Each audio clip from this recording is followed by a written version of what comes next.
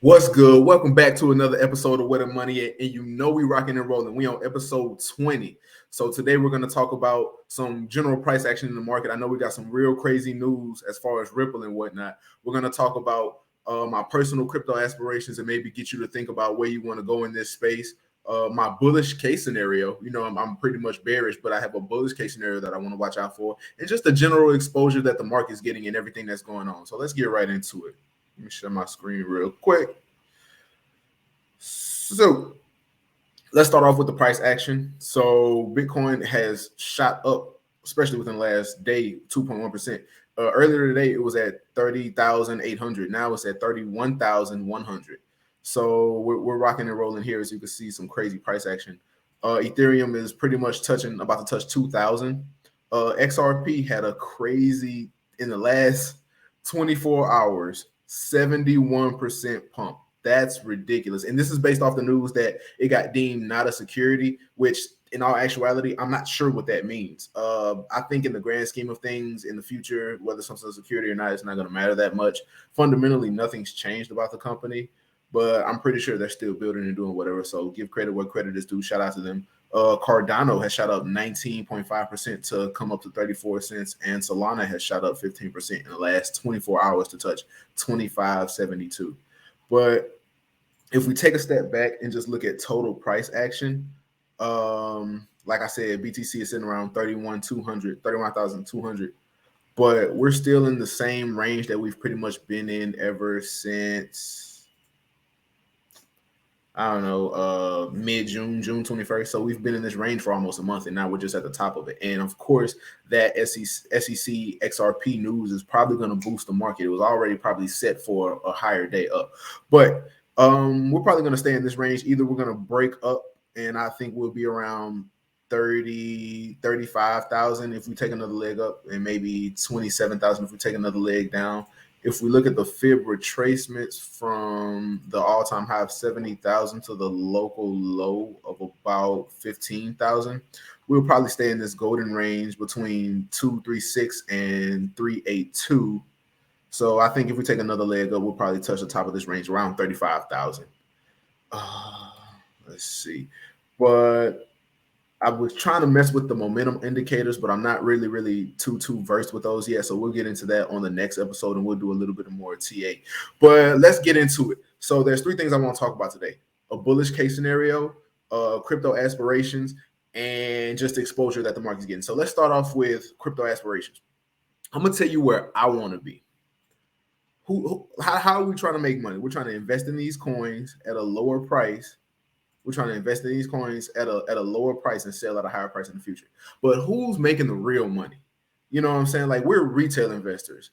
If you go to, there's a million tracking tools, and there's one called Crunchbase.com. And if you go, you can find your favorite project, any of these projects, and find out their funding in their, total amount funded, the investment those companies have. There's so much information out there. So if you go to the total amount funded, you can see all the rounds, the venture rounds, the Series A, the Series B, the seed rounds. And this is what I want to personally do. I want to be an angel investor inside of the cryptocurrency realm.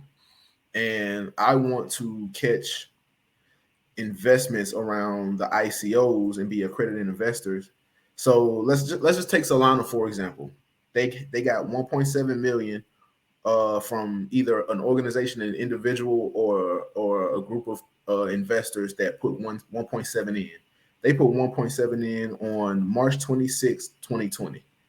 So let's just take a look at what the benefits of that could be, because I'm trying to paint a picture here. 1.7 million on March 26, 2020. So let's go to Solana. Solana is currently $25, but let's take it back. What price was it back then? And so at the all-time high, this all-time high was around November 2021, but we're looking for March 2020, and it doesn't even start tracking the price until April 2020. So that means they got in before they started tracking it. So the all-time low was 50 cents on May, January, February. So this is before then.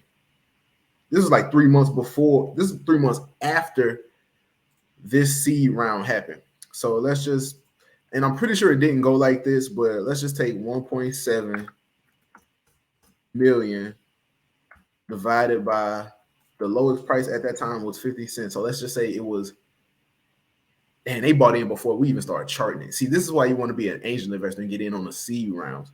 Let's just say it was, the lowest price we got is 50. So let's just say it was 45 cents divided by 0.45. So they got 3 million tokens. And at the all-time high, which was 260, they roughly made, I'm pretty sure it didn't go like this. There's money that has to be separated. It probably wasn't one person, but it could have been one person that invested 1.7. Either way, they touching around $1 billion. You know what I'm saying? And that's the benefits. That's the benefits of getting in on the ICO rounds. And that's just this bull cycle around 2021. Imagine where Solana's going to be in 2026, 2020, 2030. You know what I'm saying? And they got in at 45 cents. So, let's pull up everybody's favorite project, Ripple. And I like investigating these type of things because I want to see what the early investors are doing. I want to see what these companies are doing. I want to see, like, if you look at Solana, they've gotten a total of $315 million invested in it. That's a lot of money. Ripple has, Ripple has almost 300 million invested in it. And not also can you see the funding rounds, but you can see the investments that these companies make themselves. I believe that's what these are. I believe like they get invested in and then they make investments themselves. So you really want to pay attention to these things. Like the initial seed round was IDG Capital, Hinge Capital. And you want to, what I like to do is dive into these companies more to figure out what they're investing in. And I like to think how they think.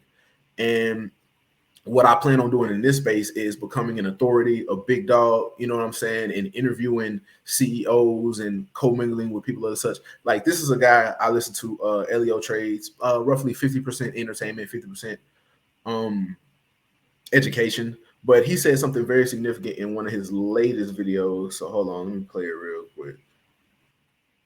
Hold on, let me find the spot. 25, 16. ETH housed phenomenon, because this is really the only true builder's blockchain that we've seen. Others are very interesting, but ETH is home, and we just need to do it way cheaper. We need to make it easier. Where are you guys today? Because you've gone through so many phases, and I will say, full disclosure for the audience, I'm a seed investor for Immutable X. I've never sold an Immutable X. I'm still holding strong. I'm a believer in Robbie and his team, but that's an aside. That right there. That's what I'm talking about right there. Hold on. Let's play it again. I want to show y'all where we're going. The only true builder's blockchain that we've seen. Others are very interesting, but ETH is home, and we just need to do it way cheaper. We need to make it easier. Where are you guys today? Because you've gone through so many phases, and I will say, full disclosure for the audience, I'm a seed investor for Immutable X. I've never sold an Immutable X. I'm still holding strong. I'm a believer in Robbie and his team, but that's an aside. So he's interviewing one of the top people, maybe the CEO of Immutable X, which is a company that he was a seed round investor in. That's where we're going. So that's my little spiel on cryptocurrency aspirations. And let me know where you want to go. Like, what do you want to do with this space? Why is this space important to you? And where do you see the space going? Where do you see yourself in this space? So let's get into my bullish case. Like, let's say this is the low. I personally believe we have more time to grind down and touch, new lows and get below this line and, find some nice little areas to get into at. But let's just say that we never touch 16,000 again. And this is indeed the start of a new bull run, which everybody seems to be claiming, which is why I think the opposite. So I've been doing some research, and let's just take a look at the S&P 500. And let's look at it on the weekly. So what I've tried to plot here, let's get a little closer.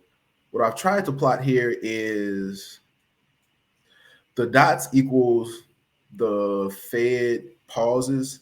So this is the U.S. federal funds rate, and I'm really focusing on 2000 and 2008. The dots are the pause right here before that last pause before we start cutting rates. That last pause before we start cutting rates. That's what these circles are. And then the blue vertical lines are the actual day that we cut rates. So I'm really focusing on this area right here between December 1998 and November 2008. It looks like we rally into the pause and we rally a little bit more into the cuts. This one kind of the market started turning by the time we cut already, but this one, we rallied into the pause and then we rallied into the cut. And of course, a year later, you were lower than where you were when you cut. This situation is a little bit unique, but we did rally in. We started dropping a little bit before the pause, then rallied past the cut. So either way, after we cut, there's a big percentage drop down. After we cut, at some point, there's a big percentage drop down. So that's what I'm expecting. But I need to know what's going to happen on the way. So let's say I'm in the US. So let's say we're about a year away from the Fed cutting rates again. Like we still may go up a little more towards 6%, but we may not have even started our pause yet. So let's say that's a year away. So that will put the pause a year away and then the cut of roughly another year away from that.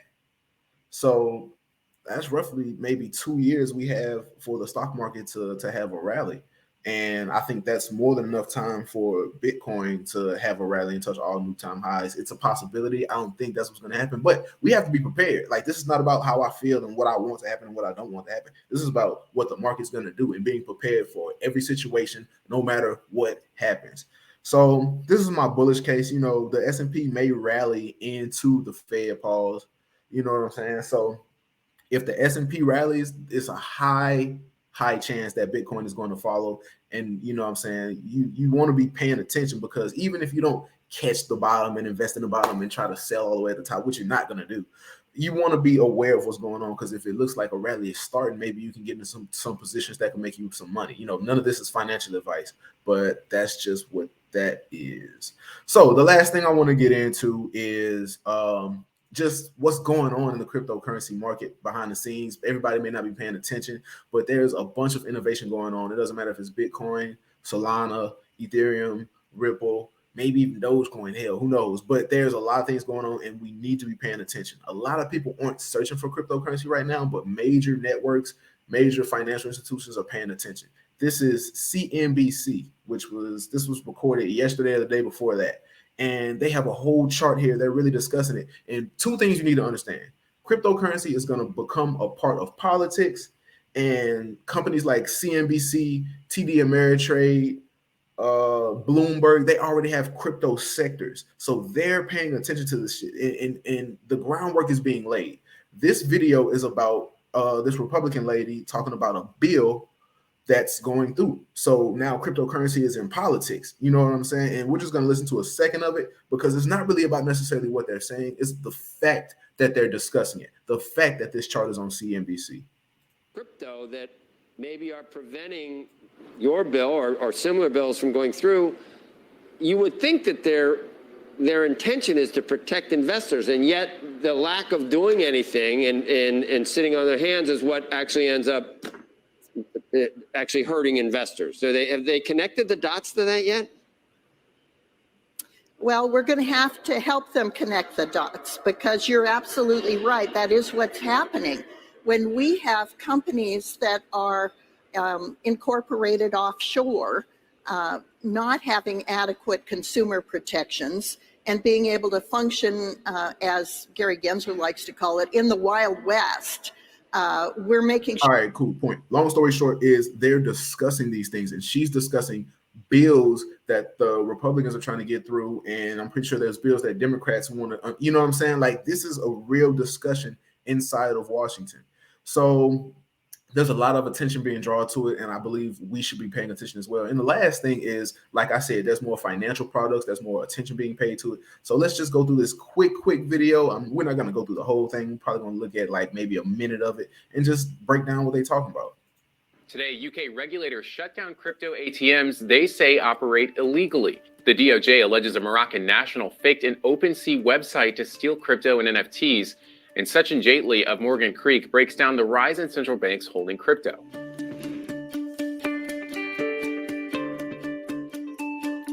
To $22.13. And a quick mention for Coinbase over on Wall Street, that stock was up more than 11% as of noon Eastern, thanks to more institutions choosing the crypto exchange as the surveillance partner for spot Bitcoin ETFs. Okay, so boom, two things.